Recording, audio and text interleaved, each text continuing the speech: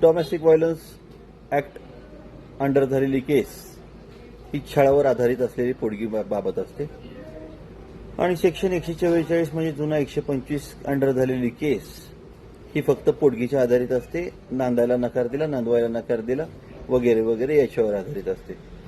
या दोन गोष्टींचं डिस्क्रिमिनेशन फरक हा आपण मान्य न्यायालयात अतिशय योग्यरित्या सादर केला पाहिजे. त्यामुळे डोमेस्टिक व्हायलन्स केसचं म्हणणं मांडताना तुमची केसची सुरुवात ही त्या अनुषंगाने पाहिजे की ती पीडित नाही, मी पीडित आहे. 144चं म्हणणं मांडताना मी हकललेलं नाहीये, ती निघून गेलेली आहे, अशी तुमची स्टार्ट पाहिजे.